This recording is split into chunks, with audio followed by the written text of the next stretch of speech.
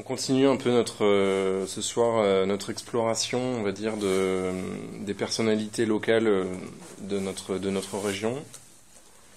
On a choisi Michel de Montaigne. C'est un peu, ça pourrait paraître un peu un pied de nez pour nous autres nationalistes et on va dire réalistes. Bref, je passe les adjectifs aristotéliciens, etc. parce que c'est un peu Montaigne incarne un peu. Ça, on va faire un peu de philo, donc préparer le Prozac, là. C'est un peu un opposant, on va dire, à notre pensée, à notre philosophie, mais je vais essayer de montrer par différents exemples qu'en fait pas tant que ça. Pas tant que ça. Finalement, j'ai intitulé ce cercle Montaigne, un humaniste français.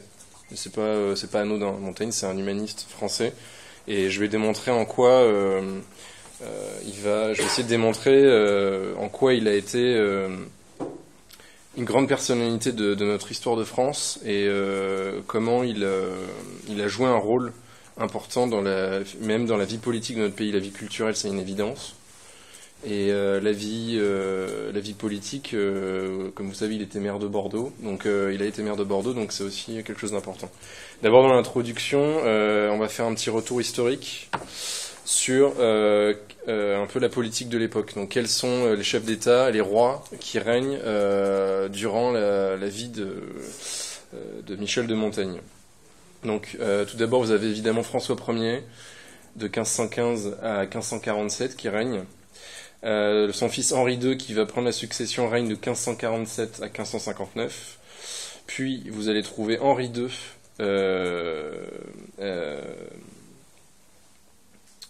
les successeurs de Henri II, François II, donc de 1559 à 1560, qui règne très peu de temps, Charles IX de 1560 à 1574, et Henri III de 1574 à 1589, et enfin Henri IV, donc Henri de Navarre, de 1589 à 1610. Il faut aussi citer, dans cette période-là, vous avez le rôle déterminant de personnalités comme Catherine de Médicis. On reviendra peut-être après dans les discussions sur toutes ces personnalités-là. Voilà. Dans le contexte, pour revenir un peu d'un point de vue politique et général, à cette époque-là, 16e siècle, il n'y a pas vraiment d'unité. L'unité du royaume n'existe pas vraiment. Il y a encore beaucoup d'enclaves féodales. Ça, c'est hyper important que vous reteniez ça dans ce cercle. C'est que Montaigne est dans une époque où l'État est encore c'est une monarchie qui est encore, on est encore loin. On se rapproche un peu du XVIIe siècle avec Louis XIV, mais c'est encore très incertain. Il y a beaucoup d'enclaves féodales. Donc c'est un pouvoir qui est très décentralisé, hein. C'est important, ça sera toujours le cas au XVIIe siècle, mais c'est un pouvoir qui est très décentralisé. En parallèle, au niveau de l'histoire des idées, vous avez un penseur qui est très important, qui est contemporain de Michel de Montaigne, c'est Jean Bodin. Jean Bodin avec son ouvrage Les 6 livres de la République, et qui lui va essayer de trouver des principes pour, comment dirais-je, construire la légitimité du roi et construire la légitimité du royaume. Donc ça, c'est très important de voir tous ces aspects-là. Je vais essayer de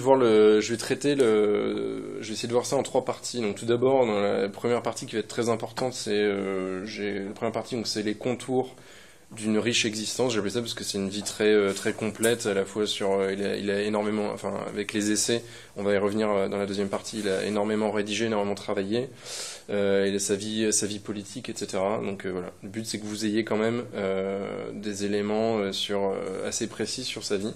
Deuxième partie, j'ai intitulé ça La pensée civilisatrice de Michel de Montaigne, parce que finalement, il participe à la construction de la civilisation française et de la civilisation européenne par conséquent.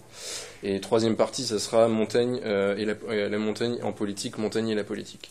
Donc première partie, on va dire, on va appeler ça les contours d'une riche existence. Quelque chose, c'est des retours, des indications biographiques. et commenté. Donc Michel de Montaigne est né le 28 février 1533 au château de Montaigne, donc en Périgord, qui est d'ailleurs visitable encore de nos jours. J'y suis allé plusieurs fois. Je pense que ça peut être l'occasion d'une sortie pour le cercle Jean-Baptiste Lynch ou même le cercle Jean-Baptiste Joly. C'est vraiment un superbe endroit. Et Michel Eyquem de Montaigne est issu d'une famille de négociants bordelais.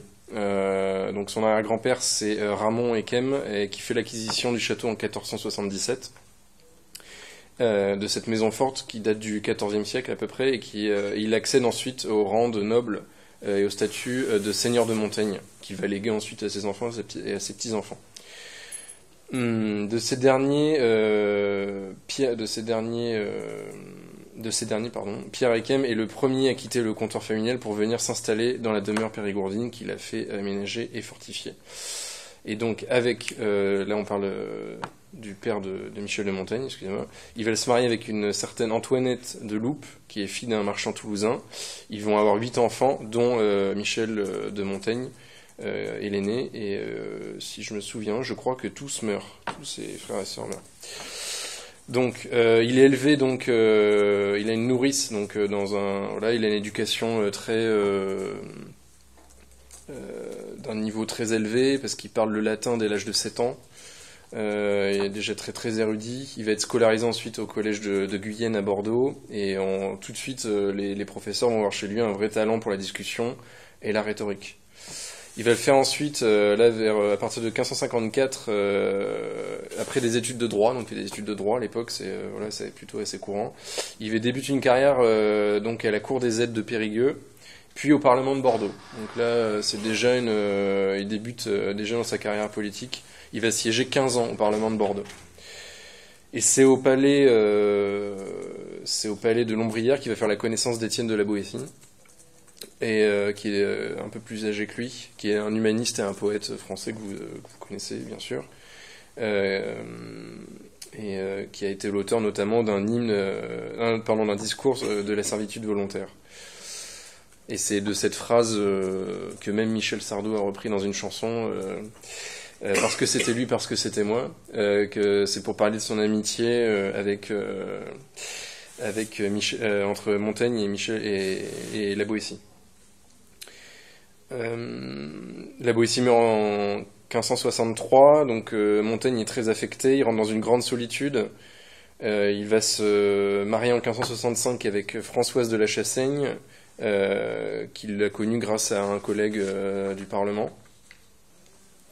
Il va avoir, et là oui, je me suis mélangé entre les deux en fait, il va avoir 6 enfants avec cette Françoise de la Chassaigne. Et c'est là qu'effectivement en fait il n'a qu'une seule de ses filles qui va survivre, Éléonore en l'occurrence. Donc la mort de son père meurt en 1568 pardon. Donc il va avoir un immense héritage. Il va se retirer 2 ans plus tard, après avoir vendu sa charge de parlementaire, parce qu'à l'époque, vous savez, les charges de parlementaire, ça s'achète, ça se revend. Et comme il le dit, je cite, dans le but de se reposer dans le sein des doctes vierges, dans la paix et la sérénité. Et d'y franchir, je cite, les jours qui lui restent à vivre. Et donc il va consacrer sa vie à la méditation, à la lecture, desquels on a compté dans sa bibliothèque à peu près 1 millier d'ouvrages. Rassemblés dans sa librairie. Il s'y retire très souvent, et je cite, il dit « C'est là mon siège, j'essaie à m'en rendre la domination pure et à soustraire ce seul coin à la communauté conjugale et filiale et civile. » Il va faire graver, si vous allez, donc si un jour on a l'occasion d'y aller, pourquoi pas, ce serait sympa, ce serait une bonne sortie pour le cercle Jean-Baptiste Lynch. Il va faire graver sur les poutres de sa pièce principale pas mal de maximes, notamment de philosophes sceptiques antiques, et des sentences aussi des extraits de l'écriture sainte, qui résume à peu près sa pensée, on va dire, humaniste. Notamment, vous avez une phrase célèbre, c'est « Je suis homme, rien de ce qui est humain ne m'est étranger » de Terence. Et il va commencer son travail très fastidieux, donc les essais que vous avez tous plus ou moins, je pense, étudiés au collège ou au lycée en lettres, donc, dont il va publier le premier recueil en 1580. Et il dira, je cite, « Je veux qu'on m'y voie en ma façon simple, naturelle et ordinaire, sans contention et artifice, car c'est moi que je peins. » Vraiment dans une pré-autobiographie, il y a vraiment un travail d'introspection. À partir de 1580, il va faire un voyage, on va dire pour se soigner, parce qu'il est atteint de la gravelle, qui est une maladie héréditaire assez grave, dont il souffre depuis plusieurs années, et il fait plusieurs cures thermales dans plusieurs villes d'Europe, qui sont des villes dont les eaux sont réputées. Un peu ce qu'a fait Nietzsche au XIXe siècle. Il a fait pas mal de cures comme ça, notamment vers Turin, il me semble. Donc il quitte sa retraite en juin 1580, accompagné de son frère et de trois autres jeunes nobles. Et il passe à Paris, où il va présenter les essais au roi Henri III. Il va se rendre en Suisse, puis en Allemagne, et enfin en Italie. Et il obtient la citoyenneté romaine, d'ailleurs, après son passage en Italie. Et il y a les essais, il y a aussi un autre recueil qui est assez important de la part de Montaigne, c'est son journal de voyage, et il va pas mal parler de ce voyage. Donc, la mairie de Bordeaux, le 7 septembre 1581, il y a une lettre du roi de France qui va l'informer de son élection à la mairie de Bordeaux, parce que oui, il y a des élections sous l'Ancien Régime, ça, l'Action française, on le sait. Pressé par Henri III, il entreprend le voyage de retour et il va être réélu à la fin de son mandat. Il continue pendant ce temps-là la rédaction de ses essais et il va publier une seconde édition en 1582.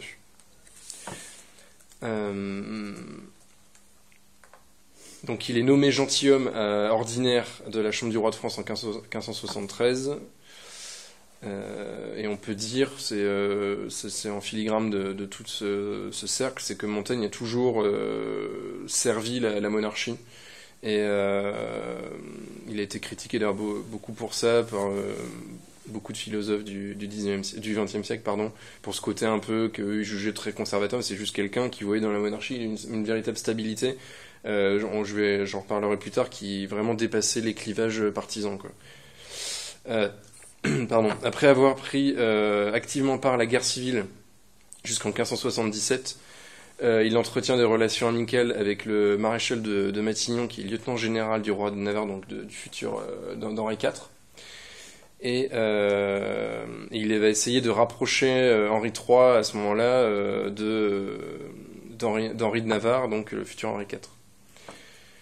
On dit même que Henri IV, c'est même pas on dit, c'est que c'est démontré, c'est que le futur Henri IV vint plusieurs fois, mais 2 fois en tout cas, visiter Montaigne pour essayer de trouver des conseils, notamment par rapport à ce qu'il pourrait faire dans un futur proche et quelle politique mener dans ce contexte très instable. Donc les dernières années de la vie de Montaigne, ses charges politiques vont pas l'empêcher de produire un travail très important à travers les essais.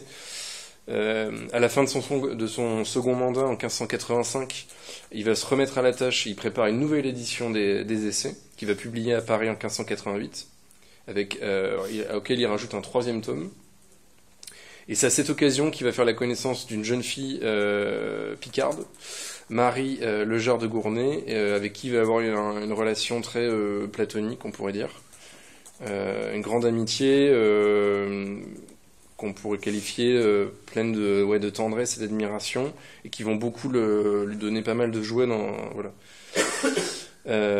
Très affaibli par sa maladie, donc la gravelle, il reste le plus souvent dans sa librairie, où il prépare une 4e édition des essais, qui ne verra le jour qu'après sa mort, donc en 1595, grâce au travail de celle qu'il appelait sa fille d'alliance, Marie de Gournay, qui va en assurer la postérité. Les 2 dernières années de sa vie, il reste dans sa chambre parce qu'il est vraiment trop faible. Au second niveau de la tour, d'ailleurs c'est pareil, tout est, vous pouvez la visiter également. Il va écouter tous les offices tous les jours dans la petite chapelle seigneuriale, et en fait il va faire construire une sorte de conduit qui va permettre d'entendre la messe depuis sa chambre, comme il a plus la force de se rendre dans la chapelle pour écouter les offices et la messe. Et donc le 13 septembre 1592, il va faire venir auprès de lui ses plus proches voisins, ainsi que ses amis, ainsi que recevoir les derniers sacrements. Et en leur présence, il va faire dire une dernière messe, et on dit qu'il expire au moment de l'élévation, et donc voilà, il meurt, il a 59 ans. Donc, ça c'était la première partie très factuelle, un peu fastidieuse de la vie de Montaigne, les grands axes. Deuxième partie, donc, j'ai intitulé ça La pensée civilisatrice de Michel de Montaigne. Tout d'abord, on va s'intéresser aux essais. Donc, c'est la première sous-partie. Donc 2 éditions des essais vont paraître du vivant de Michel de Montaigne, donc une première en 1580 et une deuxième en 1588. Et depuis l'édition de 1588, il avait retouché, complété et un petit peu surchargé son texte. Il en préparait une réimpression, mais il n'a pas eu le temps puisqu'il meurt avant que ça soit réalisable. Et c'est la bibliothèque municipale de Bordeaux d'ailleurs qui possède cet exemplaire, dans laquelle il y a eu pas mal d'éditions, pas mal de corrections de la main même de Montaigne. Et cet exemplaire a servi de base à la publication de 1595 qui a été permise par Mademoiselle de Gournay et par Pierre de Braque ou de Brache, je ne sais plus comment on prononce, Pierre de Brache, et qui fut imprimé après une autre révision et aujourd'hui qui a été perdu malheureusement. Alors ça c'est le genre de remarque pour historien. Donc, dans la première édition de 1580, vous avez le texte primitif avec les 2 premiers livres. L'édition de 1588 contient les 3 livres, et donc c'est la dernière qui a été imprimée du vivant de Montaigne. Et l'édition de 1595, posthume, a été publiée avec un texte retouché par Montaigne. Enfin, il y a l'exemplaire de 1595, posthume. Voilà. Donc, quels sont les grands thèmes des essais, concrètement? C'est de quoi il parle maintenant. Il y a 3 livres principaux, donc j'ai classé donc dans le premier livre second et livre troisième. Donc dans le premier livre, tout d'abord, Montaigne explique un petit peu les circonstances dans lesquelles il a écrit les essais. Puis ensuite, il va s'intéresser à plusieurs concepts, plusieurs thématiques, des choses très générales comme la mémoire. Il va parler aussi de la mort de la Boétie, etc. Dans l'un des chapitres, qui est un des plus célèbres d'ailleurs des essais, qui s'appelle « Que philosopher, c'est apprendre à mourir », il va mettre en avant sa pensée, il parle de son style aussi, son style d'écriture, sa manière de composer. Le chapitre 22, qui s'appelle « De la coutume », c'est un tableau qui énumère les usages qui prouvent la puissance de l'habitude et de la stabilité des individus et des peuples. C'est-à-dire que là, clairement, c'est pas très révolutionnaire, c'est plutôt Montaigne explique que la stabilité tant politique que religieuse est hyper importante. Donc de ce point de vue-là, il est extrêmement attaché, si vous voulez faire un anachronisme, il est très attaché à la monarchie. Et aussi à une certaine rigueur du catholicisme. Par la suite, il va reprendre et commenter pas mal de textes, donc de Sénèque, notamment un texte sur Auguste et Cinna. Et puis, il propose pas mal d'idées sur l'enseignement, l'éducation des enfants, etc. Il est le précurseur, c'est ce que je disais au début de ce cercle, il est le précurseur de pas mal d'idées des Lumières, c'est une évidence, et notamment de Rousseau, et notamment dans un chapitre qui s'intitule « Des cannibales ». Et c'est là qu'il explique que les sauvages sont meilleurs que nous parce qu'ils s'éloignent, ils restent dans la nature humaine, parce que lui, il a une vision de la nature qui est très idyllique en fait. Dans le livre second, il va évoquer la figure de son père, puis il va présenter un petit peu le personnage de Plutarque d'Amiot. Le Plutarque plus loin d'Amiot. Donc ensuite, Pellemel, il parle beaucoup de lui-même. Il analyse un petit peu les sentiments et différentes sensations. Ben, là, c'est un exemple typique de ce que vous retrouvez dans les essais. À l'époque, c'est assez novateur. Il va expliquer les sentiments et les sensations qu'il a éprouvés après une chute et un évanouissement. Et ça paraît, pour nous, ça paraît complètement du type page Facebook aujourd'hui, mais genre je suis allé chez H&M. Non, lui, pour lui, ce côté introspectif à l'époque et a un côté quelque chose de, faut se remettre dans le contexte, il y a quelque chose d'un petit peu de très novateur, dans un style qui est très particulier. Donc ensuite, voilà, il parle de ses lectures. Je passe vite fait. Et donc dans le livre 3e, voilà, il va parler plutôt de son caractère, la manière, il le dit qu'il trouve qu'il est assez sincère dans sa manière de parler de lui-même, voilà. Donc dans le chapitre 6, qui est assez important, il parle des découvertes du Nouveau Monde, donc ça c'est intéressant. Et le texte, ensuite, dans le chapitre 9 de ce livre 3e, il parle, dans ce chapitre 9 qui s'appelle « De la vanité », et il parle dans un texte qui est très mélangé, où il parle de plein de choses à la fois. Il parle, par exemple, de la gestion des affaires, par exemple, il parle du ménage, du fait qu'il aime pas du tout faire le ménage. Et en même temps, il va passer de ça aux réformes de l'État, de la monarchie. Donc c'est un style qui, voilà. Il va parler de ses idées sur la manière de voyager, des réflexions sur l'allure et la composition de ses essais. Il va faire l'éloge de Rome aussi, et ensuite de Paris. Et enfin, il conclut ses essais par une méditation sur la vie qui est assez surprenante. Et il réaffirme sa confiance optimiste dans la nature. Et enfin, il dit que pour lui, Dieu, il voit Dieu comme, je cite, grand et tout-puissant d'honneur avec un D majuscule. Alors, deuxième partie dans ce grand 2, donc sa pensée et sa philosophie.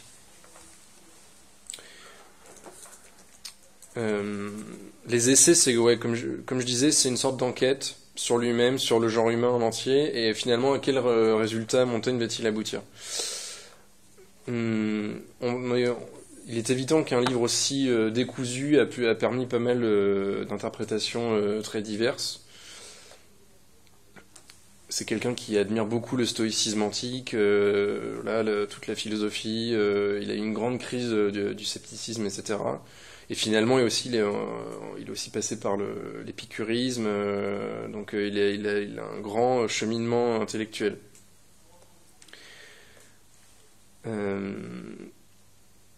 Le scepticisme chez Montaigne est très très important. Il est fondé d'abord sur une constatation que l'homme est un être mobile. Lui, je cite, il dit ondoyant et divers, qui est incapable d'atteindre la vérité. Donc là, vous avez en germe, on en parlait tout à l'heure, vous avez Emmanuel Kant en germe. Ni la science, ni la raison, ni la philosophie ne peuvent le guider. Il obéit à la coutume, aux préjugés, à l'intérêt, au fanatisme. Donc là, là, on est vraiment dans la philosophie pure de Montaigne. Donc pour lui, évidemment, c'est lui que vient l'expression, enfin qui va populariser l'expression « que sais-je », parce que c'est dans une époque, tout le monde dit, dans les oppositions religieuses qu'il peut y avoir, dogmatiques, tout le monde dit « je sais », et il y a une grande querelle théologique et politique. Lui va répondre « que sais-je ».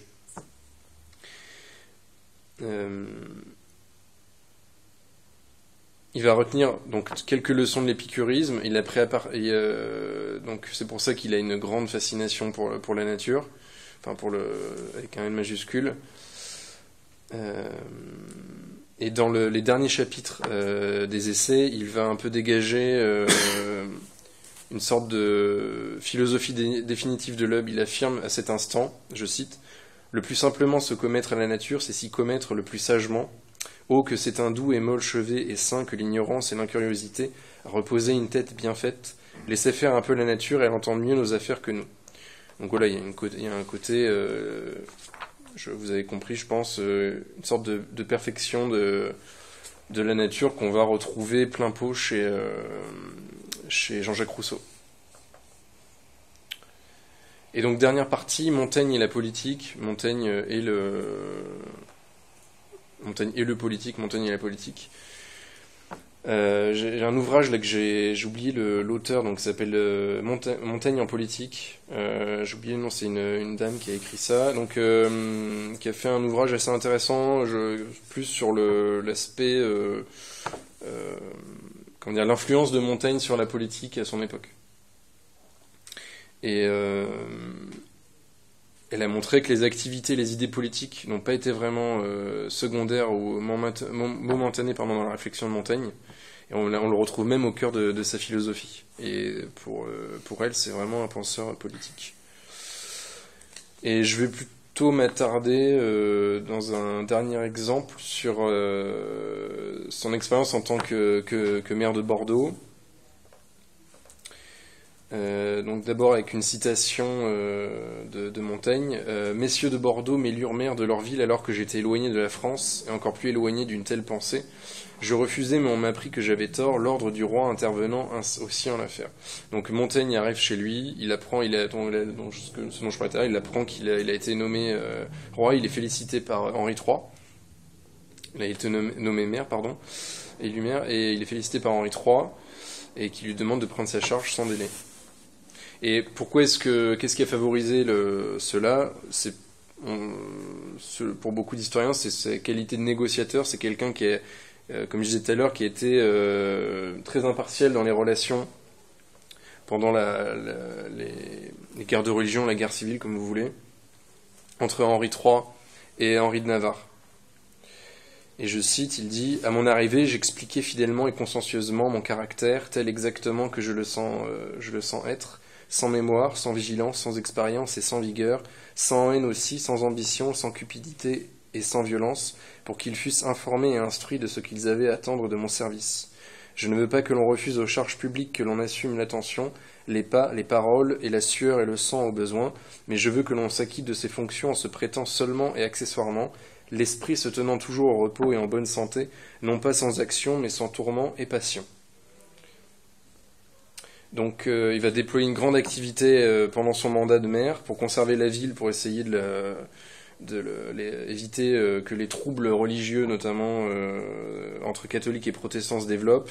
Le Parlement, vous vous en doutez bien, est partagé entre catholiques ultra, donc à travers la Ligue, et les modérés, et on va dire de manière anachronique les modérés. Et puis aussi, il faut jouer avec le fait que la situation politique est particulièrement délicate entre le roi de France, comme je disais plus tôt, et et Henri de Navarre, qui est gouverneur de la Provence. Et donc après 2 ans de fonction, il est réélu en 1583. C'est très rare. Voilà, ça s'est passé que 2 fois avant lui, malgré le fait que la Ligue s'oppose beaucoup à sa réélection. Et donc, tout près de la fin de son 2e mandat, il y a la peste qui éclate à Bordeaux, et qui va faire à peu près 15 000 morts, je crois. Et Montaigne est absent, il ne revient pas dans la ville pour la cérémonie d'installation de son successeur. Il va rentrer dans son château, et parce que notamment il craint d'attraper la peste en fait. Donc pour conclure, je dirais qu'il y a 2 auteurs dans cet héritage de Montaigne de l'humanisme. L'humanisme français très important, c'est Pierre Charon. Donc les dates de vie de Pierre Charon, c'est 1541 et 1603, et Guillaume de Vers, VAIR, 1556-1621, qui sont 2 auteurs catholiques qui vont développer une philosophie assez intéressante, un mélange entre stoïcisme et catholicisme. Je dirais que la vie et la pensée de Michel de Montaigne furent une belle illustration de l'humanisme français, même si c'est en partie dans cela que la philosophie des Lumières va prendre racine. Mais elles sont aussi le fruit d'un enracinement dans la tradition, avec les grands auteurs latins comme Sénèque ou Virgile. Et ce qu'on peut dire, c'est que finalement Montaigne est l'un des fruits de la civilisation française. Elle a été utilisée souvent pour appuyer une doxa relativiste, individualiste, mais à mon avis, elle cristallise aussi le soutien à la figure du roi dans le contexte des oppositions religieuses qui marquent le XVIe siècle. C'est-à-dire que le roi est au-dessus des partis, Le roi est le véritable arbitre qui va garantir la paix, puisqu'en 1598, c'est la promulgation de l'édit de Nantes qui va mettre fin à presque 40 ans de guerre civile et de fractures religieuses. Et Montaigne a toujours soutenu le roi de France, car il savait que cela garantirait la paix dans le royaume. Je vous remercie.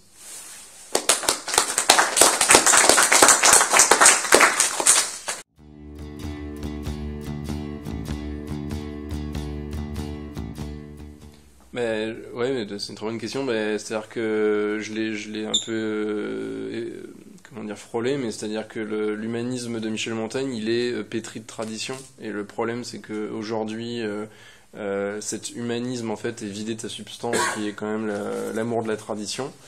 Et nous autres patriotes nationalistes, on doit avoir cet amour de la tradition. Et même si Michel de Montaigne je l'ai pas cité au début, mais Maurras, dans sa bibliothèque de Martigues, il a du Montaigne, il a les essais, hein, il lisait Montaigne. Il a tout lu de tous ces auteurs classiques. Mais Maurras lisait Montaigne comme justement pour s'enraciner dans ce qu'il avait compris de ce qu'était la France, parce que lui, il voulait vraiment réconcilier cette France de manière complète, de manière intégrale, sans faire de jeu de mots. Pour accomplir ce qui lui semblait prépondérant, c'est-à-dire le retour du politique. Et Montaigne finalement avait ce souci il me semble, il avait ce souci du politique et de l'unité politique.